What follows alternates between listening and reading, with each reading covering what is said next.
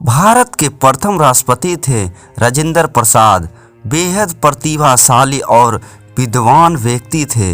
राजेंद्र प्रसाद भारत के एकमात्र राष्ट्रपति थे जिन्होंने 2 कार्यकाल तक राष्ट्रपति पद पर कार्य किया। इनका नाम डॉक्टर राजेंद्र प्रसाद और एक और नाम राजेन बाबू है।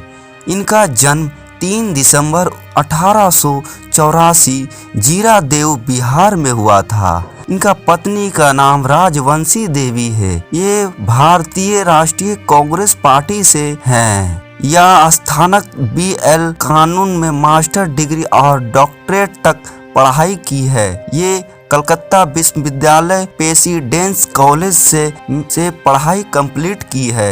इनको पुरस्कार भारत रत्न से उपाधि किया गया है। बिहार के प्रांता के एक छोटे से गांव जीरादेव में 3 दिसंबर 1884 में राजेंद्र प्रसाद का जन्म हुआ था। एक बड़े परिवार के राजेंद्र प्रसाद सबसे छोटे सदस्य थे, इसीलिए वह सबके दुलारे थे। राजेंद्र प्रसाद के परिवार के सदस्यों के संबंध गहरे थे। राजेंद्र प्रसाद को अपनी माता और बड़े भाई महेंद्र प्रसाद से बहुत प्यार था। जीरादेव गांव की आबादी मिश्रित थी, मगर सब लोग इकट्ठे रहते थे। बड़े अच्छा लगता था। घर का वातावरण भी ईश्वर पर पूर्ण विश्वास का था।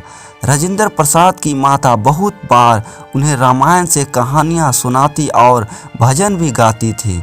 उनके चरित्र को दृढ़ता और उदार दृष्टिकोण की आधारशिला बचपन में ही रखी गई थी। गांव का जीवन पुरानी परंपराओं से भरपूर था। इनमें से एक रिवाज था बाल विवाह, और परंपरा के अनुसार राजेंद्र प्रसाद का विवाह केवल 12 वर्ष में आयु में हो गया था। राजेंद्र प्रसाद में राष्ट्रीय आंदोलन में शामिल हो गए, तभी वह पत्नी से और भी कम मिल पाते थे। वास्तव में विवाह के प्रथम 50 वर्ष में शायद पति पत्नी 50 महीना ही साथ साथ रहे होंगे।